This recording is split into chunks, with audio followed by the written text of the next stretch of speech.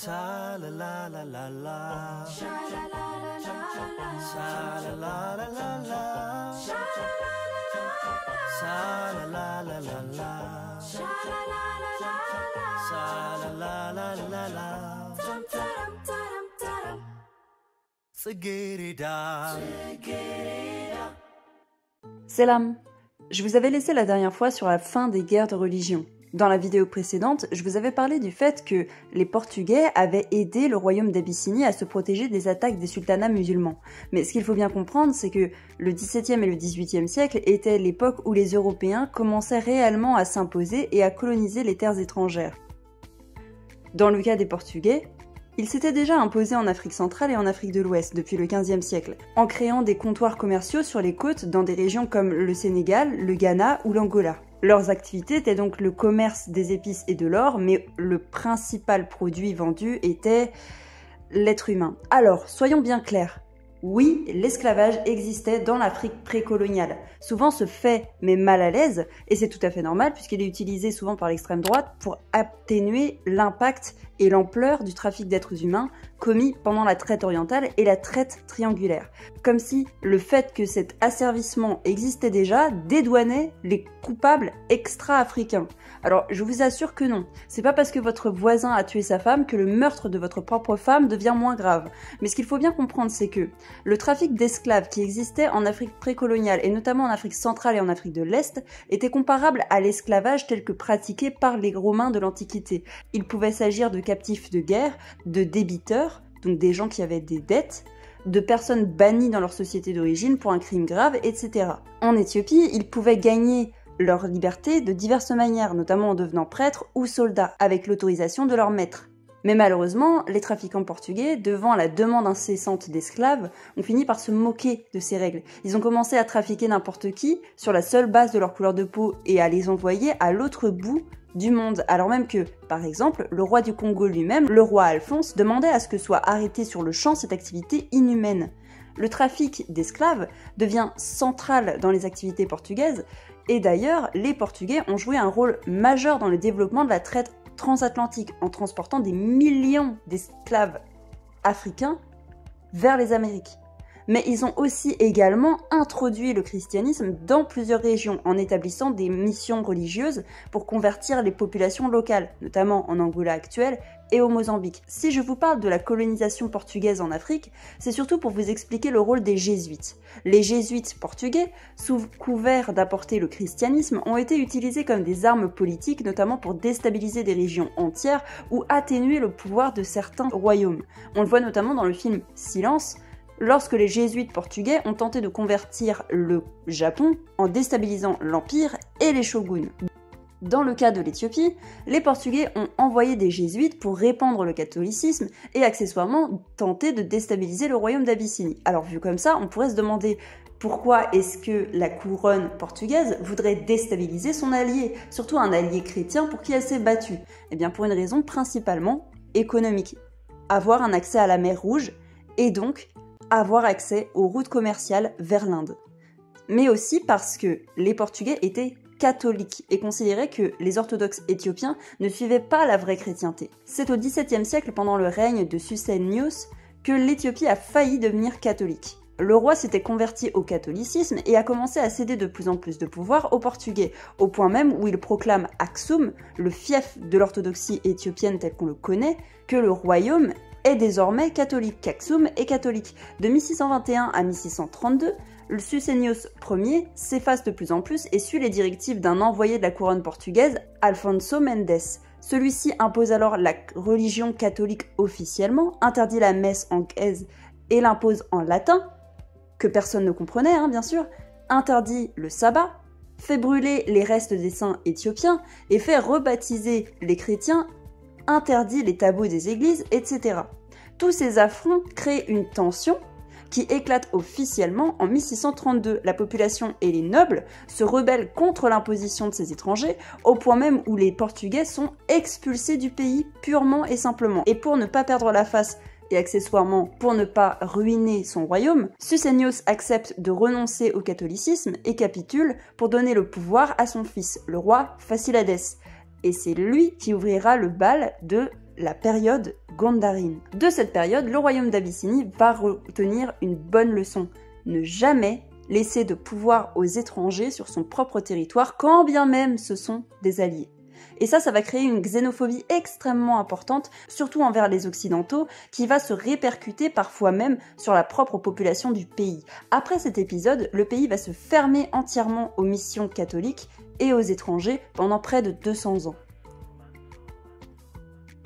Passons à la période Gondarine. La période de Gondar a duré entre 1642 et 1769. La ville de Gondar est fondée par Fassilades, le fameux fils de Susenyos, et elle deviendra la capitale du royaume. Elle sera bientôt considérée comme une des villes les plus modernes, car Fassilades avait fait construire un château fort, cette église, et fait en sorte que Gondar devienne la capitale économique, politique et administrative du royaume. On raconte d'ailleurs que Gondar a fait venir des architectes indiens pour faire construire son château, qui s'étend d'ailleurs sur 7 hectares avec des saunas, des écuries et des lions. Oui, des lions. Mais plus encore, ce roi, extrêmement important pour l'histoire politique de l'Éthiopie, est très conscient de ce qui se passe à l'international. Parce qu'à ce moment-là, l'Empire ottoman commence à s'imposer dans tout le Moyen-Orient, envahit l'Égypte en se rapprochant dangereusement des territoires éthiopiens. Fassilades a pris contact avec l'imam du Yémen, ennemi des Ottomans, mais aussi avec les compagnies britanniques en Inde, ce qui explique pourquoi et comment des architectes indiens ont été appelés. La mort de l'empereur Fassilades ouvre une grande dynastie qui développe son héritage et perpétue une nouvelle tradition autour de Gondar. C'est une époque de prospérité qui ne durera qu'un siècle. Au sud du territoire existait le royaume païen du Kaffa, qui finira par se convertir au christianisme pendant le règne du roi abyssin Sarsa Dengel. Alors, les origines du royaume de Kaffa sont assez méconnues, du fait qu'encore une fois, c'est une culture à tradition orale et non écrite. Selon F. Bieber, des groupes ethniques comme les Manjo, les Nao, les Cheo, les Benisho, les Che et les Masongo, autrefois présents dans la région actuelle de Kaffa, ont été repoussés à l'intérieur ou aux frontières du territoire de Kaffa. Chacun de ces groupes avait son propre roi, et les Manjo avaient un roi particulièrement puissant. Alors, malgré les différences entre tous ces peuples, comme des variations linguistiques, des pratiques alimentaires, en fait, ils partageaient de nombreuses similitudes culturelles et sociales avec les Kaffa. Mais encore une fois, ces variations, ces petites différences sont marginales, ce qui explique qu'en fait, ils étaient tous intégrés culturellement les uns avec les autres. Les traditions orales disent que le roi Minjo a eu accès au pouvoir en 1380 après avoir évincé les derniers représentants d'une dynastie qui aurait eu 32 rois. Au XVIe et au XVIIe siècle, donc pendant la période Gondarine, le roi abyssin Sarsa Dengel a incité le roi du Kaffa à se convertir au christianisme. En 1769, l'instabilité politique commence à s'installer. Les vassaux du royaume d'Abyssinie ne respectent plus leur position, envahissent des territoires qui ne leur appartiennent pas et nomment des empereurs sans pouvoir. Les Oromo convertis à l'islam profitent de cette instabilité politique pour s'installer dans ces régions et prendre de plus en plus d'importance et à contrôler des parties du Tigray, de l'Amara et du Begemeder. Dans la région de l'Oromia actuelle, le royaume Oromo de Jimma s'impose comme une des plus grandes puissances du pays. Le royaume d'Abyssinie est séparé entre les parties musulmanes et chrétiennes. Les seigneurs de guerre ne rendent plus aucun compte à l'Empire. C'est le début de l'ère des princes. Les nobles Oromo ont une vraie importance dans l'histoire politique à ce moment-là, parce que la reine Mentwab, une femme Oromo épousée par le puissant roi Bakafa, élève son fils dans la culture Oromo et manœuvre pour le faire épouser une noble Oromo, afin de mieux favoriser son peuple face aux Amara. Devant son pouvoir, les meubles l'accuseront d'être métissé avec des Portugais, et donc d'être, de par son sang, une traîtresse au pays. Je vous avais dit que ça avait laissé des traces. Et ainsi, Mentwab est écartée. Même si elle ne parvient pas à s'emparer pleinement du pouvoir, les Oromo commencent à prendre de plus en plus de place sur la scène politique. Les jeux d'alliance sont partout et personne n'est vraiment en sécurité. Gondar, la fameuse capitale, est accusée de corruption jusque chez les religieux et la chrétienté commence à perdre de l'influence au profit de l'islam. Cette période d'instabilité durera jusqu'en 1855.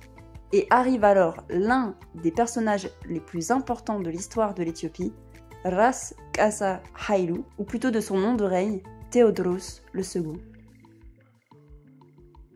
Première victime de l'époque des princes, Théodros était le gouverneur du Kwara, dans l'actuelle région de l'Amara. Malheureusement, il fut dépossédé de ses droits par les seigneurs de guerre, et pour le protéger, sa mère fuit et l'envoie chez son oncle pour qu'il y reçoive une bonne éducation. Et en parlant de bonne éducation, il sera extrêmement bien éduqué. Il connaissait l'amharique, le tigréen, la littérature éthiopienne, l'histoire de l'Europe, sa culture, mais aussi et surtout, il excellait dans les cours de stratégie militaire et d'administration. Mais Théodoros, pour vivre, se fera mercenaire et voleur, ce qui créera un vrai contact avec les problèmes du peuple, comme les famines, le système féodal ou encore l'indifférence des nobles. Durant tout le 19e siècle, Théodoros va mener de grandes campagnes, d'abord pour récupérer le pouvoir impérial, mais surtout pour unifier le pays et réduire l'influence des seigneurs de guerre. Ainsi, il attaque et envahit le Wollo, le Gocham, le Begemeder, et contrôle ainsi l'entièreté du territoire. Il sera d'ailleurs couronné Negese Negest, le roi des rois. Il faut bien comprendre que Théodoros, de par sa vie, est un homme du peuple et décide alors d'agir pour améliorer les conditions de vie du sien. Il impose alors de nouvelles mesures. D'abord, il interdit l'esclavage. Ensuite, il fait construire des routes. Il fait créer une armée unique pour empêcher les différents royaumes de se rebeller. Il paye les soldats, ce qui empêchera d'ailleurs beaucoup de pillages, notamment chez les paysans. Il modernise son armée avec des armes modernes. Il est connu pour être incorruptible et impitoyable avec tous ceux qui s'imposent à ses lois. Par contre, Théodoros n'est pas sans ennemis. Il s'attaque aussi à l'institution orthodoxe la plus riche du pays, en supprimant les taxes du clergé, leur retire des terres et réduit le nombre de membres par paroisse. Et à cause de ça, il va faire face à des soulèvements partout dans l'Empire, quand il va essayer d'imposer une nouvelle taxe sur les paysans, mais aussi à des mouvements indépendantistes. Pendant ce temps, chez les Somalis, les Ottomans commencent à avoir de plus en plus d'influence. Le port de Zeila, un port prospère et une grande étape commerciale, était contrôlé par les Ottomans basés au Yémen. En 1845, le sultan somali Sharmak Saleh, marchand ambitieux, décida d'attaquer les Ottomans pour s'emparer de la ville. Il la récupère et la fait encore plus prospérer. Mais au 19e siècle, c'est l'époque de la colonisation. Et les Britanniques commencent à s'imposer dans la région. Les relations entre Théodoros et les Britanniques vont se détériorer. Alors qu'ils demandent une aide pour lutter contre l'Empire ottoman qui aurait envahi des terres éthiopiennes via l'Égypte, les Britanniques l'ignorent. Pour les faire réagir, Théodoros va faire capturer un groupe de Britanniques partis pour une plantation de coton en Égypte. La réponse ne se fait pas attendre, une expédition est lancée pour récupérer les Britanniques. Pendant ce temps, les rois sur lesquels Théodoros régnait laissent passer les Britanniques pour qu'ils puissent atteindre Théodoros. Ce qu'ils espéraient, c'était obtenir leur propre indépendance et récupérer leur puissance passée. En apprenant cela, Théodoros est face à un ultimatum. Il doit se soumettre à la reine d'Angleterre et rendre leur liberté aux otages, sinon il risque la mort. Il décide alors, homme très fier, de se donner la mort après avoir rédigé un testament au peuple éthiopien, leur intimant de continuer la lutte. La ville de Megdala, où il s'était retranché, subira alors un saccage de la part des Britanniques furieux, et son fils Alemanniu fut capturé et envoyé à la cour britannique.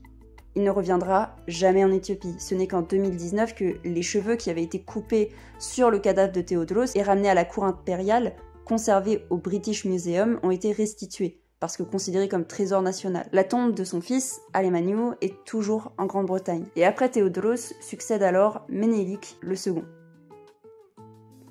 Ménilek est probablement un des empereurs les plus connus, notamment parce qu'il a continué l'héritage de Théodoros, il veut moderniser l'Éthiopie. Alors d'abord, il va unifier le territoire en écrasant toutes les rébellions, notamment dans le Wollo et dans le Tigray, et imposer l'amharique comme langue administrative. En 1885 a lieu la fameuse conférence de Berlin, cette conférence qui a partagé l'Afrique en fonction des forces européennes, comme la Grande-Bretagne, l'Italie, la France et l'Espagne. Aucun Africain n'avait été convié à la table et les frontières ont été décidées en fonction des besoins occidentaux et non des peuples qui vivaient sur les terres en question. En ce qui concerne la Corne de l'Afrique, les Britanniques s'approprient le Kenya, le nord de la Somalie, qu'on renomme le Somaliland, les Français colonisent Djibouti, les Italiens s'attribuent l'Érythrée actuelle et le sud de la Somalie. Dans le cas des Italiens, ils avaient imposé un véritable apartheid aux populations autochtones. L'éducation était interdite aux Somalis et aux indigènes en général, à l'exception de l'école coranique. Les plantations étaient cultivées par des ouvriers qui étaient forcés par l'administration italienne. Il était impossible pour un Somali ou un Érythréen d'obtenir une place haut placée, les cantonnant à des places de serviteurs. Il y a aussi le problème du madamato, où les Italiens se mettaient en couple forcé ou non avec des femmes somalies et érythréennes pour les abandonner lorsqu'ils rentraient en Europe. Les Occidentaux sont même allés jusqu'à contrôler la route pour aller faire son pèlerinage à la Mecque. C'est d'ailleurs ce qui s'est passé en Érythrée. Ménilek le second a eu vent de cette décision et il sentait déjà le vent tourner.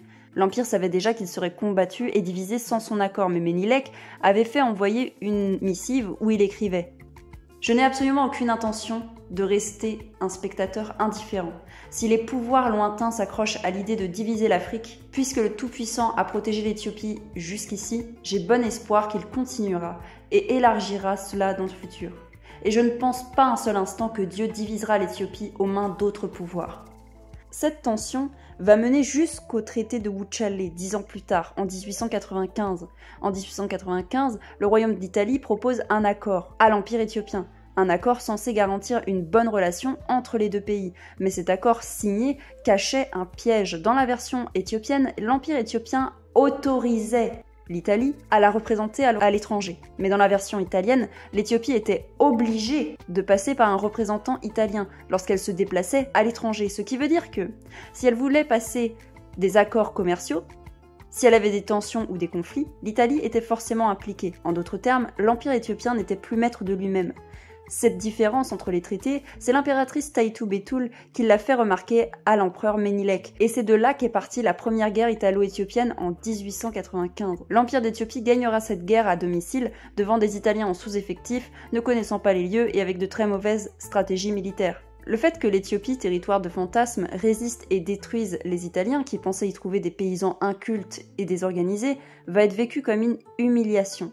Et cette victoire va grandement aider à imposer l'Éthiopie comme un pays à part dans le paysage colonisé d'Afrique, un pays avec lequel on négocie au lieu de l'envahir, au même stade que le Japon. Malgré cela, Ménilek va utiliser la technique inverse de Théodros. Il va avoir des relations internationales avec les Européens, notamment avec la France. Dans les années 1900, la France avait colonisé la région Somalie et Afar de Djibouti et va construire le chemin de fer qui va relier Addis Abeba et Djibouti. Il va également développer en collaboration un système de postes, de trains, construire les premières écoles publiques et imposer une nouvelle monnaie, ou encore développer une presse écrite. Malheureusement, cette vision de la modernité va aussi beaucoup affecter les Oromos du Sud. En effet, Ménilek II et son armée vont envahir les territoires du Sud comme le Kafa, le Sidamo, le Welaïta, le Balé, majoritairement habités par les Oromos et d'autres peuples du Sud. Ces territoires sont face à des massacres et les rois et les nobles de ces régions sont face à des ultimatums. Soit ils se soumettent, soit ils perdent leurs droits, leurs terres et leur liberté.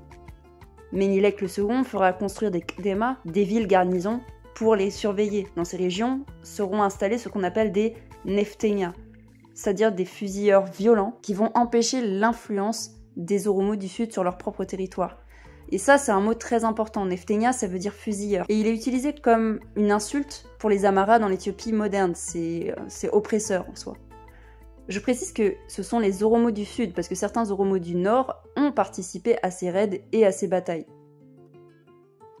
Ceci étant dit, nous arrivons peu à peu au XXe siècle et la partie la plus importante pour comprendre ce qu'il se passe aujourd'hui en Éthiopie. Je vous retrouve la semaine prochaine pour la fin de cette série sur l'histoire de l'Éthiopie. Selam.